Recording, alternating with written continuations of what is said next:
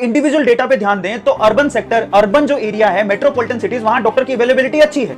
वहां पर 1200 से 1300 की पॉपुलेशन पे एक डॉक्टर मिल जाएगा। लेकिन गांव में सिचुएशन इतनी खराब है कि वहां पर 4000 5000 की पॉपुलेशन पे एक डॉक्टर है। और उस रिपोर्ट में यह भी मेंशन था कि इंडिया में 27% डेथ सिर्फ और सिर्फ इस वजह से होती है कि उनको डॉक्टर नहीं मिल पाते।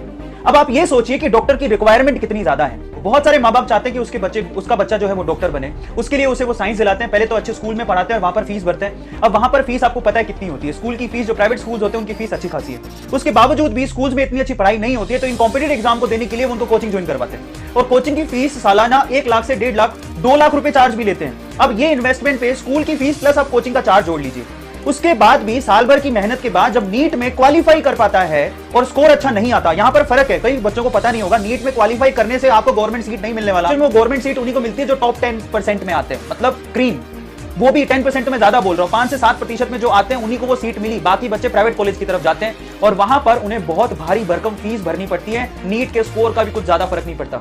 एंड आई वाज शॉक्ड जब मुझे ये मालूम पड़ा कि नीट स्कोर के बावजूद भी ये कॉलेजेस कितना चार्ज करते हैं। जरा सोचिए, इनकी फीस की रेंज है 3 लाख रुपए से लेकर 20 लाख रुपए पर एनम, जहां पर आप गवर्नमेंट कॉलेज में सिर्फ 4 लाख रुपए में 5 साल कंप्लीट एमबीबीएस कर सकते हैं। 4 लाख रुपए 5 साल के कंप्लीट। मैं मैक्सिमम रेंज बता रहा हूं क्योंकि बहुत सारे गवर्नमेंट कॉलेज की फीस भी 80,000 रुपए की पर एनम के करीब है। लेकिन प्राइवेट कॉलेज की फीस तो पर एनम पे शुरू ही 3 लाख रुपए से होती है और वो 20 लाख रुपए तक जाती है।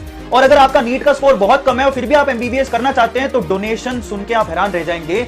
20 से 50 लाख रुपए तक का तो डोनेशन है। उसके बाद आप सीट मिलेगी और उसके बाद आपकी एमबीबीएस की पर एनम की फीस आपको अलग से पे करनी है। अब इस हिसाब से गवर्नमेंट के बच्चों को छोड़ दें, जो कि मुश्किल से 20 से 30 हजार होंगे जो साल भर में निकलेंगे, बाकी जितने भी डॉक्टर निकल रहे हैं वो कितना पैसा खर्च करें डॉक्टर बनने में, ये सोचिए।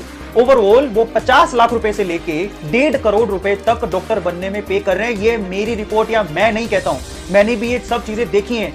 और उसमें भी समस्या ये है कि कितने डॉक्टर हैं जो कि विलेजेस या रूरल एरिया में काम करेंगे। अब वो डिपेंड करेगा कि उन्होंने डॉक्टर बनने के लिए कितना पैसा खर्च किया। रूरल एरिया में हमें डॉक्टर्स की ज्यादा जरूरत है, एक्सपर्ट्स की ज्यादा जरूरत है, ये हम बात पहले समझ चुके हैं, क्योंकि वहां पर 4000 पे एक डॉक्टर है और ज्यादातर डेथ जो होती है वो रूरल एरिया में ज्यादा हो रही है।